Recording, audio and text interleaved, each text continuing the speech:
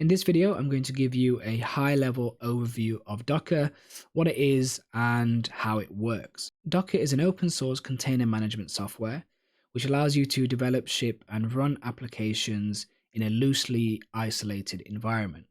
So what this means is you can deploy applications cheaper and in a more scalable manner. In order to appreciate Docker, we first need to understand a few key terms: isolation, virtualization, and containerisation. Let's take a look at isolation first. Suppose we have an application running on a typical MERN stack. So we've got a React application for the front end, a Node and Express server, and we've got a MongoDB database. If all of these are running on the same computer or the same machine, each one of these services has access to the resources for that computer. And so they're all sharing the resources between each other. With this setup, we could run into some issues. They could potentially interfere with each other, causing some unexpected behavior. Also, having your services all running on a single machine means that the app isn't very fault tolerant. If this computer was to be shut down or crash, then the entire application also goes down. This is why we isolate our services typically, is to achieve high availability, performance, security, and scalability. How could we solve this problem? Well, what we could do is we could have each one of these services running on a different machine. So we could have a computer specifically running our React application, one for our Node.js server, and one for our MongoDB database. Now, what this means is if our React application was to go down, we still have our Node server and our MongoDB database still up and running. And so in this way, our app is slightly more fault tolerant. We could take this a step further and we could have each one of our services running in two machines, right? So if this React app was to go down, the backup machine could take its place, and then that means that our app wouldn't suffer from too much downtime at all. The problem with this is now we have 6 machines for a simple application.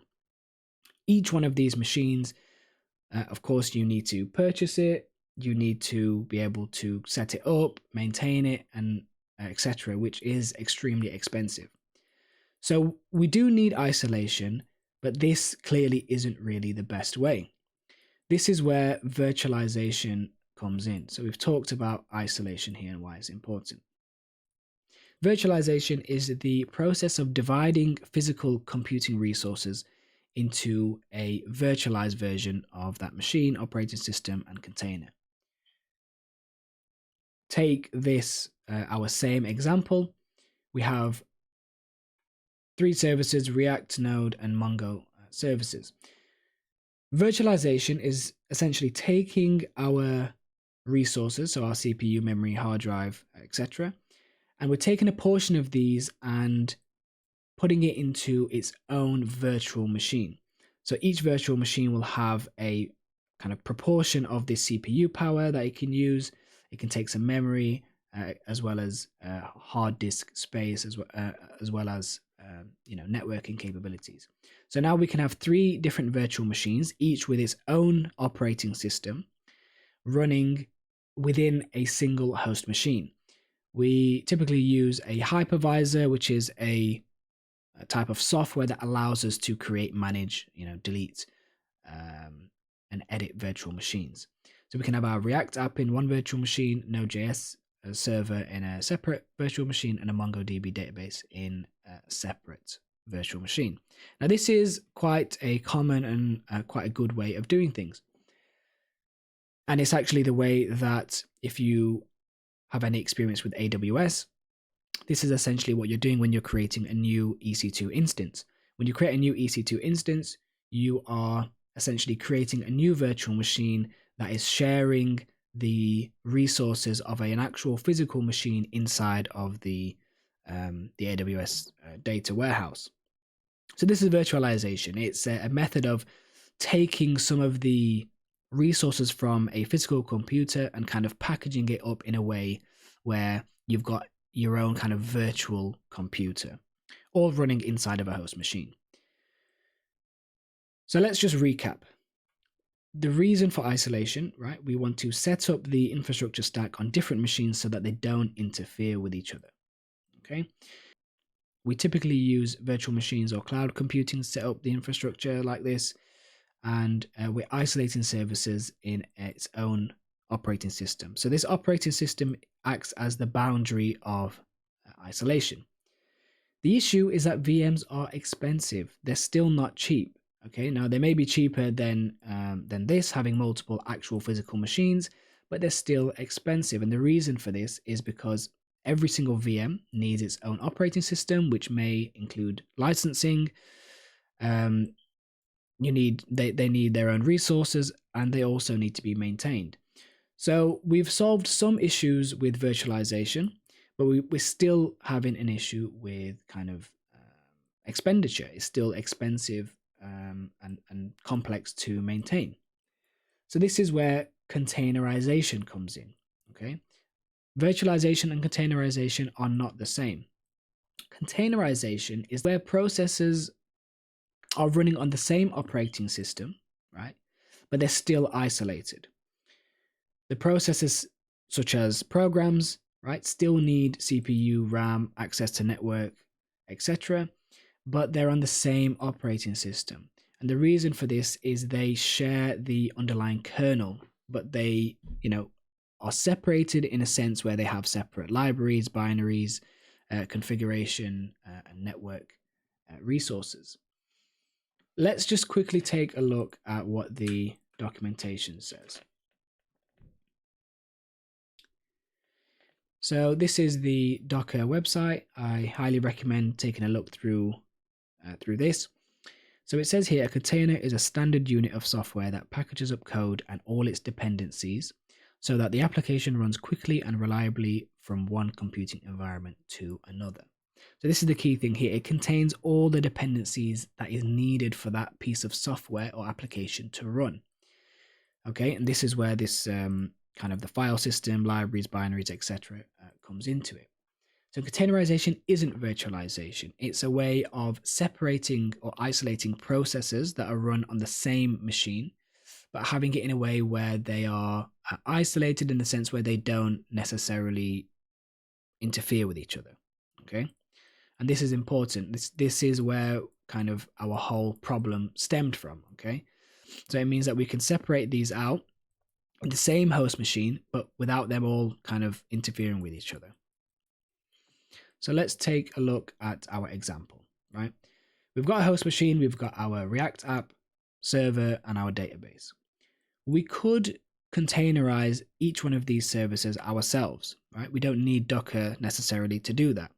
We could say, okay, our React app can only consume a certain amount of CPU, a certain amount of RAM, etc., and it'll all be, all the libraries, binaries, etc., everything it needs will be in its own directory. And we can do the same for the server as well as the database.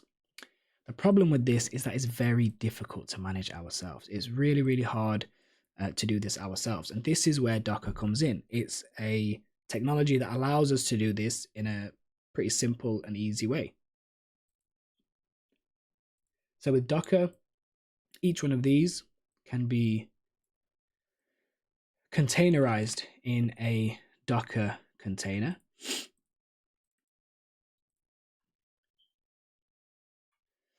And each one of these services have essentially their own virtual operating system by sharing access to the underlying kernel. A way you can think of this is virtual machines virtualize the hardware, so the actual physical hardware, whereas Docker virtualizes the operating system. This is why it's known as loosely isolated environments, because they are technically, each one of these Docker containers are technically in the same host machine. So they're not completely isolated from each other, but they are isolated in such a way that they don't interfere with each other while still kind of having their own directories as well as their own processes. They have a boundary between the processes. So this is where this is what Docker actually does. Let's take a look at Docker in a bit more detail. So the main program or the main software is called the Docker engine. This is a container runtime environment. The first thing you have is the Docker daemon. This is a service running in the operating system. So if your PC is Windows, you'll have a Docker daemon running in that Windows computer.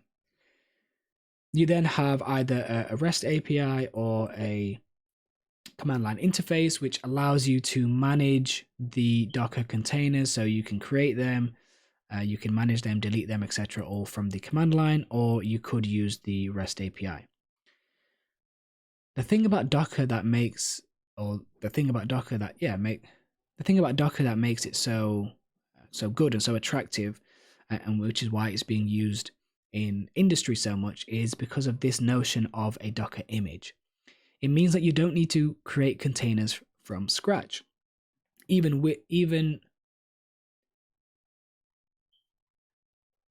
Instead, you can use a pre-built image, which are available online, which are kind of industry standard images. And from that image, you can then create your container.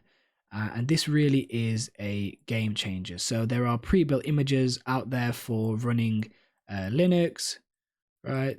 There's pre-built images for Windows, for Node.js. There's actually pre-built images for React, Node, and MongoDB. So you can very easily take that image, run a few commands via the command line, and you can have a container running in your operating system, where you can have each one of these 3 services running in your operating system pretty quickly and easily. Another thing, or a few last things to note here, is the Docker engine also gives you access to data volumes, which allows you to have kind of persistent storage, as well as networking capability. So each one of your containers can have or can expose different networking ports and can be available through them. So this was a very quick high-level introduction to Docker. Hopefully you can understand why we need to isolate services from each other, and the difference between virtualization and containerization, and where kind of Docker shines in this manner.